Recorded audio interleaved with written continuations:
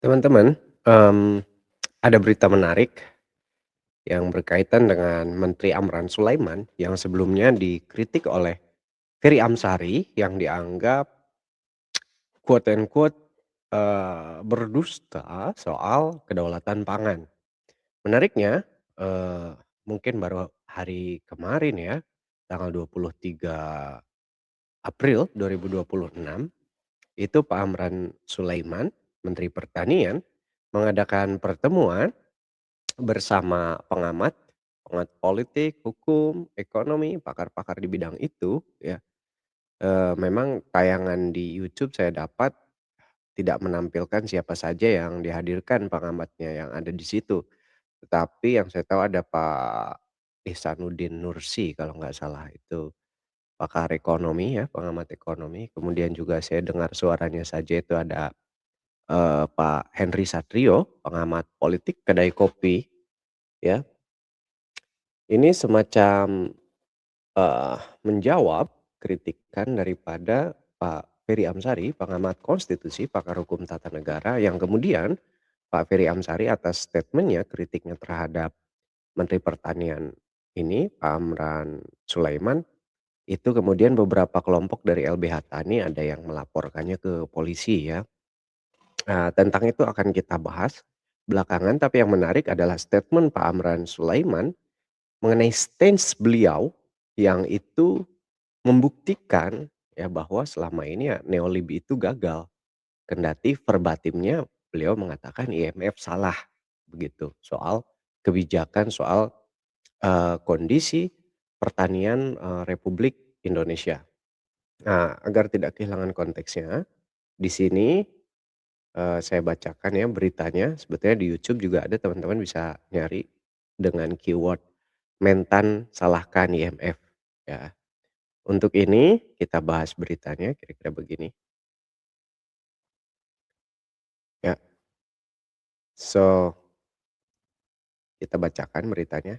Amran tegas, IMF keliru soal kondisi pertanian Indonesia. Menteri Pertanian sekaligus Kepala Badan Pangan Nasional Bappenas Amran Sulaiman melontarkan kritik terhadap kebijakan yang dipengaruhi Dana Moneter Internasional atau IMF, International Monetary Fund. Ia menilai kebijakan tersebut telah berdampak negatif terhadap sektor pertanian nasional, terutama melalui liberalisasi impor yang dinilai tidak terkendali. Ya, ini kata kuncinya liberalisasi. IMF salah dan saya katakan itu memporak-porandakan pertanian, kata beliau ya. Aku bisa bertanggungjawabkan, ungkap Amran saat meninjau beras di gudang JDP Karawang 1 Logistik Park Jawa Barat Kamis 23 April 2026. Dampak impor terhadap kedelai dan susu. Amran mencontohkan komoditas kedelai yang sempat mencapai swasembada pada awal tahun 1990-an, namun kemudian mengalami kemunduran setelah kebijakan impor dibuka luas. Kedelai dulu tahun 1993 swasembada, setelah IMF bebas, tidak ada lartas atau larangan terbatas maksudnya, bebas masuk. Ibaratkan Mike Tyson dihadapkan dengan Elias Pikal, tidak ada wasitnya, matilah dia. Bonyok dia, ini hancur sekarang, sampai sekarang, terang Pak Amran. Selain kedelai, ia juga menyoroti sektor susu yang kini semakin bergantung pada impor. Susu, tapi saya belum menteri waktu itu. Kalau saya sudah menteri pasti saya tempur di situ. Dulu susu, kita sudah baik, impornya 48%. Karena IMF, sekarang impor susu 79%. Baru bergerak dikit, kemarin 80%, ini baru bergerak 1%, jelas dia. Artinya bertambah ya 1% impornya.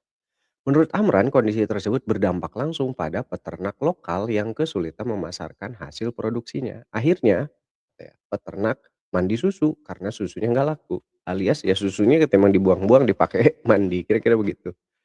Perkuat peran BUMN di sektor pangan. Sebagai langkah perbaikan, pemerintah tengah merancang penguatan peran badan usaha milik negara BUMN dalam sektor pangan. Amran menyebut BUMN tidak hanya akan berperan sebagai off-taker, tetapi juga terlibat langsung dalam produksi komoditas strategis. BUMN termasuk Bulog harus kita perkuat ke depan. Jadi ini kan kita kejar lagi, susu dengan daging kan satu paket. Kedelai, bawang putih juga ini kita lagi kejar, kata Amran. Ia juga mengungkapkan rencana BUMN turut menanam komoditas tertentu guna meningkatkan produksi dalam negeri. BUMN nanti kita rancang. Saya sementara rancang. Bawang putih BUMN ikut menanam, kedelai juga, imbuh dia. Langkah tersebut dinilai penting untuk mengatasi berbagai persoalan dalam tata niaga pangan, termasuk ketergantungan impor meski produksi dalam negeri masih tersedia, ya. Begitu katanya teman-teman. Jadi menarik sekali, dan beliau memaparkan itu tentu saja dengan menggunakan data dan kalau kita lihat, tayangan di YouTube-nya, itu pengamat yang memberikan pandangan karena, Pak Amran Sulaiman juga tidak menggunakan data internal melainkan data BPS. Pengamat memberikan testimoni bahwa ya Pak Amran sebagai menteri yang secara teknokratis itu baik dan berdasarkan data, selain daripada grand design, pemikiran politik, eee, Pak Prabowo sebagai presiden yang mudah-mudahan sih memang tetap berpegang pada gagasannya, itu memang katakanlah kontra neoliberalisme, anti neoliberalisme ya. Dan kalau kita melihat kondisi politik global, dilalahnya itu, konteksnya pas karena Presiden Amerika Serikat Donald Trump itu kendati mungkin kita tidak cepat-cepat mengatakan Donald Trump anti neolib, tetapi kebijakan ekonominya juga cenderung proteksionis, yang mana justru model kebijakan proteksionis itulah yang dibenci oleh neoliberalisme. Dan kalau kita bicara neoliberalisme mudahnya itu ya satu sistem ekonomi yang dikendalikan oleh IMF, World Bank, WTO ya. Kira-kira begitu.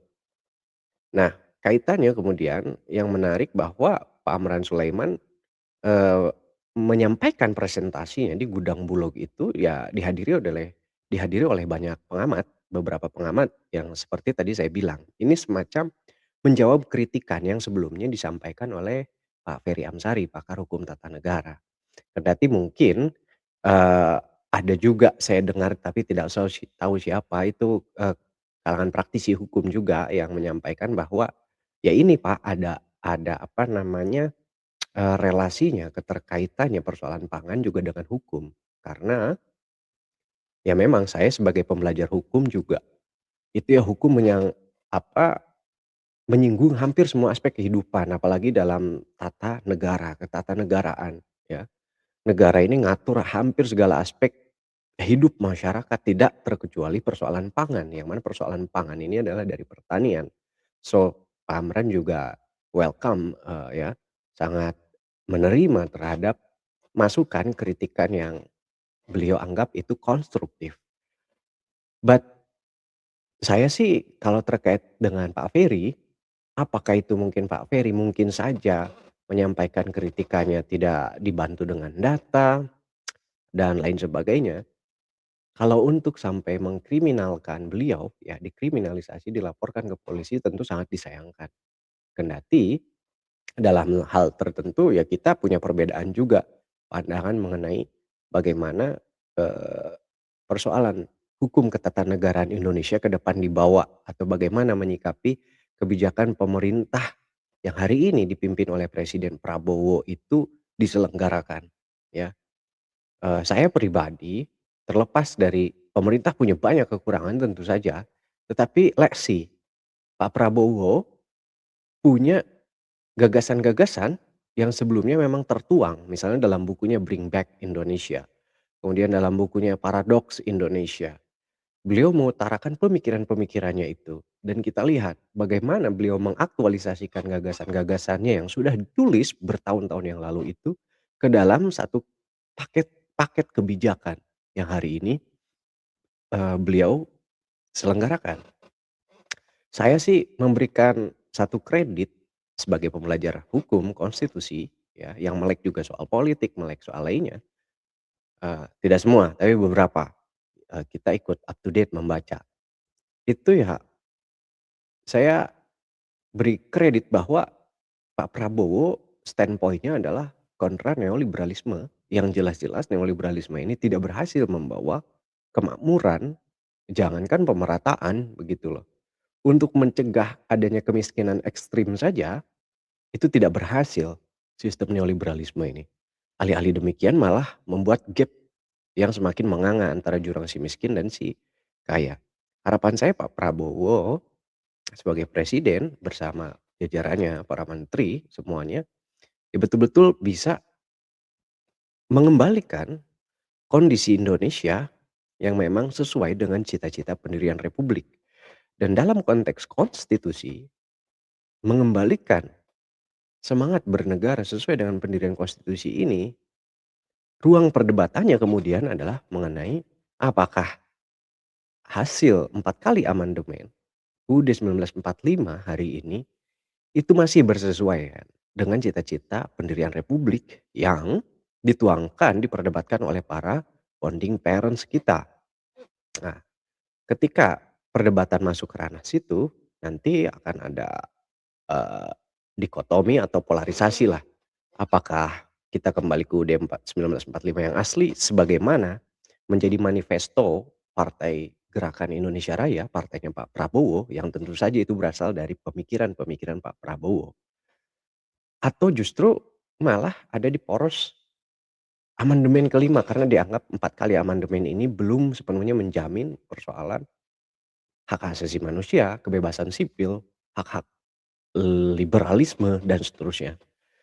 Nah, mengenai topik ini mungkin akan kita bahas di video yang lain karena ini berkaitan juga, dengan kritik yang dilontarkan, pakar politik ya, yaitu Pak Saiful Muzani yang pada video sebelumnya pernah kita bahas tentang kritikan beliau yang dianggap makar ya, kaitannya dengan gagasan mengenai kembali ke UUD 1945 yang asli berikut penerapan GBHN dan seterusnya.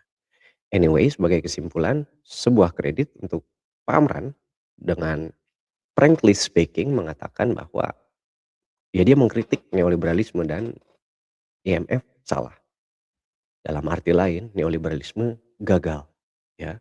Yang tadinya kita punya pengalaman swasembada malah bergantung pada impor. Mari kita lihat, apakah betul-betul bisa menuju kedaulatan pangan, ya. Tentu sebagai sebuah harapan, kita berharap itu bisa terwujud dan sudah sepatutnya semua elemen bangsa mendukung gagasan ini sambil lalu selain berkontribusi terhadap upaya berkedaulatan itu juga, ya sambil kita jadi watchdog, tetap memantau bagaimana policy dibuat dan dijalankan oleh para stakeholders, pemerintahan secara umum, wabil khusus eksekutif. Itu saja mudah-mudahan bermanfaat dan sampai jumpa lagi di video berikutnya. Assalamualaikum.